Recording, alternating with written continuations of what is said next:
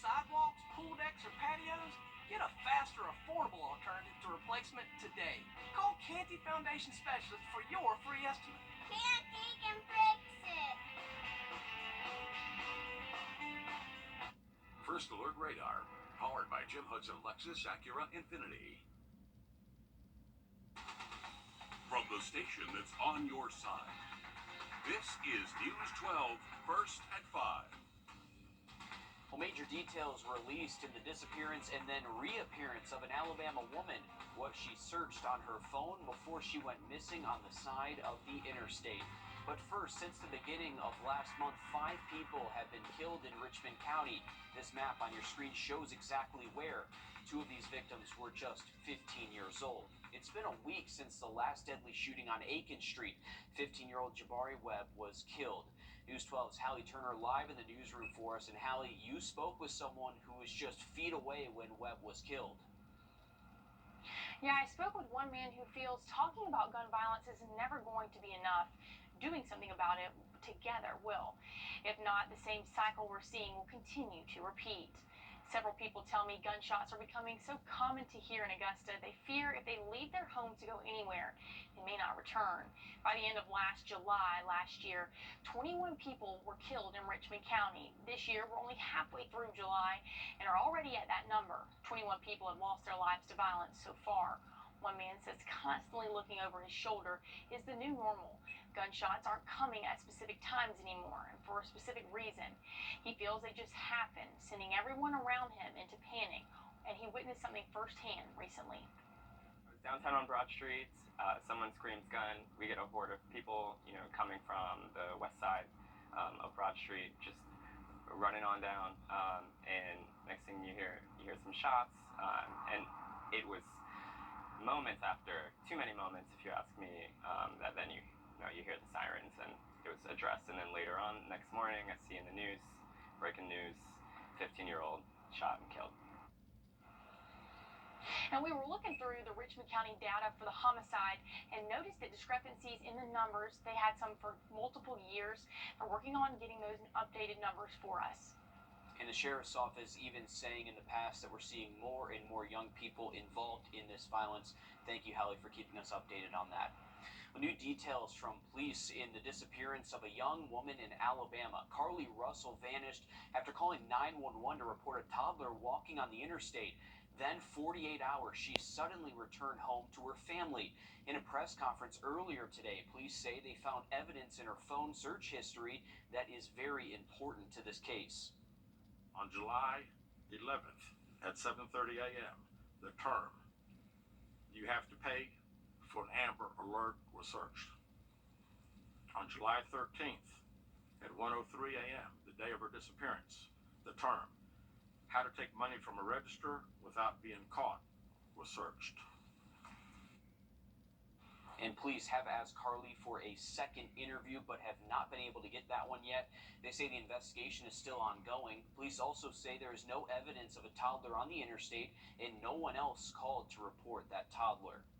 A federal judge denying former President Donald Trump's request for a new trial in the E. Jean Carroll case. In May, a jury found Trump liable for sexually abusing Carroll in 1996, then defaming her by denying it happened and suggesting that she made it to sell books.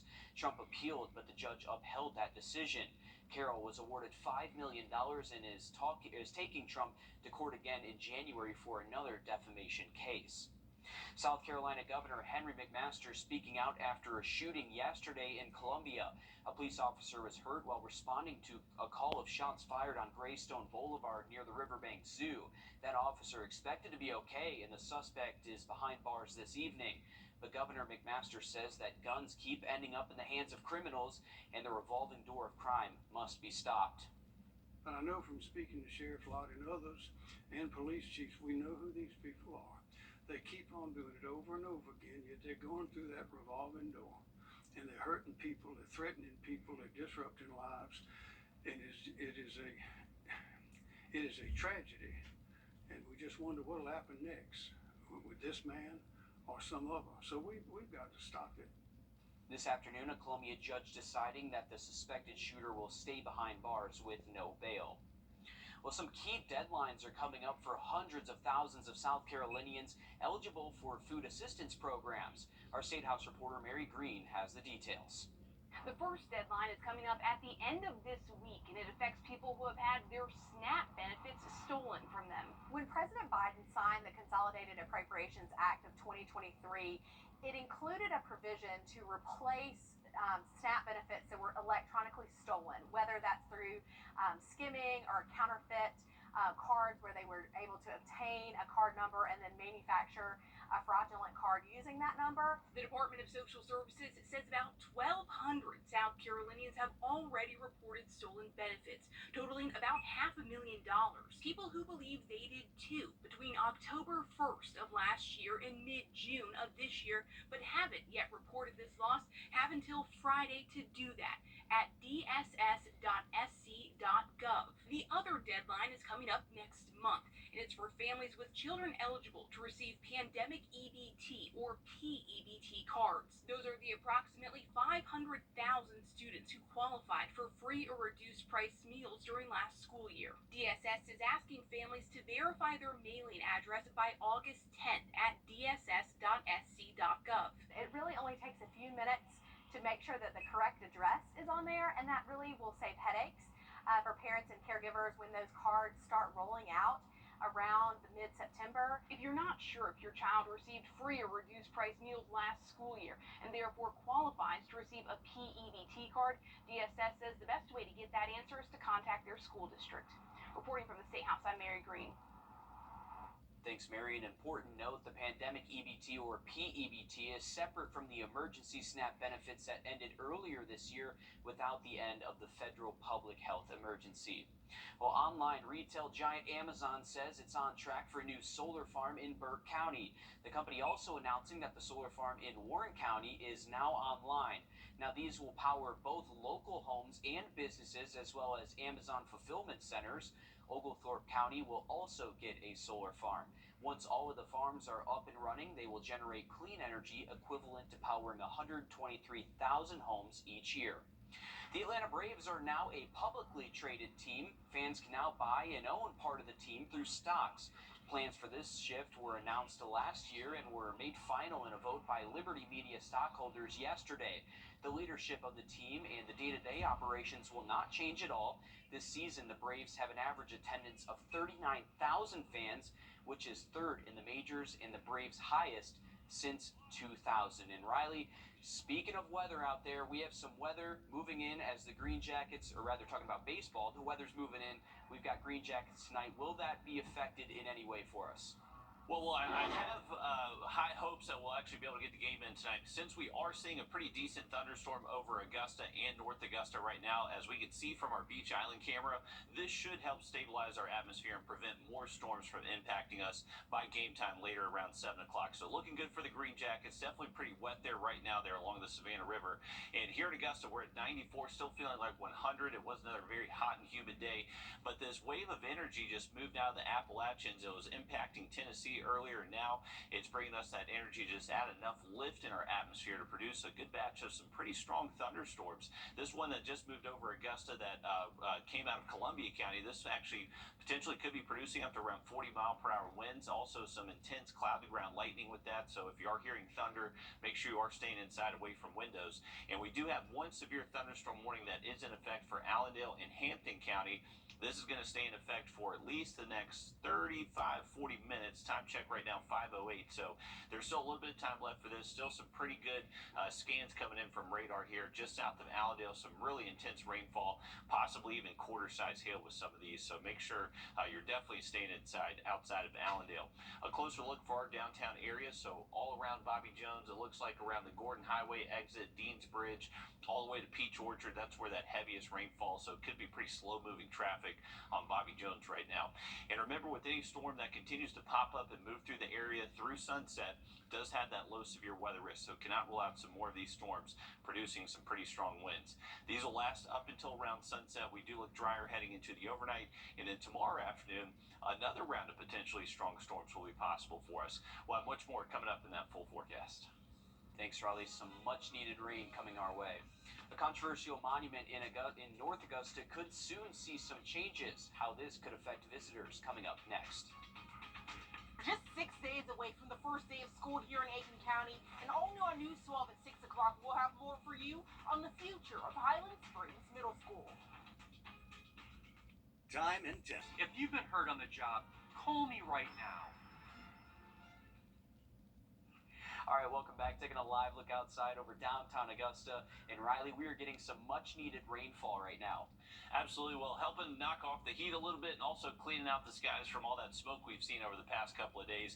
Live view from downtown Augusta and North Augusta outside of our southbound smokehouse camera. SRP Park is seeing some wet weather right now, but since we are staying pretty wet right now, hopefully it will improve by game time. It does look like that is going to be the case. So if you are planning to head out to the river tonight for the Green Jackets game, I would imagine this storm is well east of us by that time frame. These are moving east at about 20 miles per hour. If you do get underneath the storm, you can definitely see some rain rates over an inch per hour. And some of these actually are producing the threat for some damaging straight line winds. So maybe up to around 60 miles per hour. We actually did get confirmation from a ground sensor in Allendale County. They just had a gust up to around 58. So there is some significant wind with that storm now moving into Hampton County. But other storms in the western CS rate, Jefferson County, Washington County, you're still seeing some of those storms. So these are going to be passing through at least through sunset for us. But once they do move east of you, you should see fairly dry heading into this evening and tonight. But once again, heading out to SRP Park, we got Warrior Wednesday, and it's also going to be Warrior Wednesday, and also I'm forgetting the other thing they're having tonight, but mid-80s around the start of the game. You see that thunderstorm icon. I would imagine we are drive-by game time. That thunderstorm icon is mainly for the thunderstorm chances that we're looking at right now. As we head towards the end of the game, we should be dropping into the 70s and just a few passing clouds overnight. But similar to yesterday's setup, we saw the stationary front situated along the upper Mississippi Valley. These storm complexes are overriding that, dropping in from the northwest. So that's going to be a similar outcome again heading into our Thursday. We could see some strong to severe thunderstorms again Thursday afternoon as these storms do move out of the southern Appalachians. On Friday, very similar. The potential for a few isolated severe storms will be with us. And then by the weekend, we do finally start to cool off our high temps a little bit, but we will keep the opportunity for some rain as that front does get closer towards us by Saturday. But take a look at this. We are looking at the potential for severe weather, not only the rest of this evening into tonight, but also for the next couple of days. Thursday and Friday, most of the CS are still included in that marginal severe weather risk. So some isolated severe storms will remain possible. And with these summer downpours, we know they can produce a lot of rain in a short amount of time. So there is going to be that low flood risk Wednesday, tomorrow, Friday, even into the weekend, just those summer storms, flood prone areas. Make sure you are staying on high alert. But it's a pretty hot temps over the next couple of days, mid to upper 90s Thursday and Friday. Those feel like temperatures definitely will be over 100, potentially even up to 106 tomorrow afternoon. Here's the weekend outlook in that 7-day forecast. You can see our highs definitely drop off a little bit below average for those Saturday and Sunday afternoon temps in the low 90s. But for weekend events, make sure you do keep an eye to the sky for those afternoon storms. Thanks, Riley. The Meriwether Monument in North Augusta has been controversial for many years.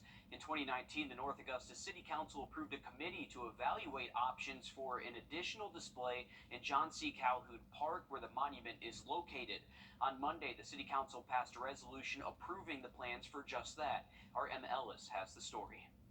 As a descendant of Thomas McKee Meriwether, Brittany Meriwether Williamson was infuriated when she learned of the existence of the Meriwether Monument in 2020. In the past, she has organized efforts to get the monument taken down. I had heard about this monument and that it was here, and it was sort of a stain on our family's history because the things that the monument says are just appalling. The monument honors Thomas McKee Meriwether, the one white man who lost his life in the Hamburg Massacre, where 7 African American men were killed. Monday night, the North Augusta City Council passed a resolution to include educational panels in front of the monument. And that's what the panels are going to do, is going to tell the story the correct way about that Hamburg Massacre. But Williamson says this isn't enough. You can put whatever words you want on a plaque, but the fact is that actions speak louder than words. With them leaving the monument in place, I think what it really says is that they really do still believe the ideals that are on this monument.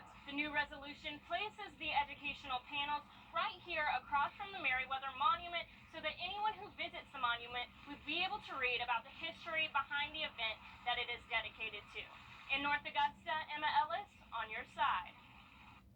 Mayor Williams says even though he does not know an exact timeline for when these panels will be put up, you should expect to see them in the next couple of months. When an unknown number calls your phone, you pick up only to find out it's a telemarketer. Next, how one woman fought back. Stick with us. First alert, limited to only the finest in men's clothing. Unwanted telemarketing calls can be a nuisance, especially when you sign up for the Do Not Call registry. Consumer investigator Carice Jackman spoke with a woman who decided to fight back after she claims her information was released without her consent. If you ask what annoys Heather Gaker, it's getting constant calls from strangers. I just really don't like them, and I think it's an intrusion of our privacy and interrupts our day. She takes her privacy seriously. It's why she says she signed up to be on the National Do Not Call registry provided by the FTC. However, Gaker says in 2020, she received 7 unwanted calls from a corporation that argued she gave the okay to get telemarketing calls when she provided her information on a sweepstakes website. I basically fell victim to falling into the trap of giving my information, my consent, unknowingly for them to give my information to hundreds of other people. Gaker's attorney, Jay Ginsburg, says websites like these make the fine print of consent too small and confusing for people to understand. The website does everything it can to divert the consumer's eyes away from the fine print camouflage telemarketing language and instead to look at the dollar signs and the colorful letters that say, where should we send your money? So in discovery, we realized what was supposedly entered. Gaker filed a lawsuit stating the company violated the Telephone Consumer Protection Act, or TCPA, by placing telemarketing calls to her cell phone without her prior consent, despite her being on the Do Not Call registry. Is this a nationwide issue that we're dealing with here? It is very much a nationwide issue. Heather alone, when she went to this website, her data was passed on to hundreds of different telemarketers. And there are countless other people who submit this site. It's not just sweepstakes. There have been other cases where courts have found telemarketing consent from sweepstakes to be invalid. In the end, the judge agreed, saying that each of the 7 calls to Gaker constituted a violation of the TCPA. The court awarded Gaker the maximum $500 for each violation, totaling around $3,500. Gaker wants consumers to know they too have a right to fight for their privacy and for companies to respect it. It wasn't really about the money for me, but my whole thing about these telemarketing calls are I want them to stop. With this watching your wallet, I'm Carice Jackman. Our national investigative team reached out to the company Ginsburg took to court, and we're still waiting to hear back. A lobbying group pushing to change how and where you get beer in Georgia. The Georgia Craft Brewers Guild is pushing for new legislation that would help local breweries. Right now, breweries have to go through wholesale distributors to get products into stores. They're also limited on how much they can sell in their tap room. The Guild is now lobbying for changes to the laws to allow breweries to sell more beer directly to customers. Riley? Well, we just had a pretty strong storm move through the Augusta Metro, and there's about 2,000 Georgia Power customers without power right now around Grovetown. Estimated time for that to come back on is around 6:30 later tonight, so hopefully lights do come on soon. Now, the update on radar in that 7 to 8 just after break.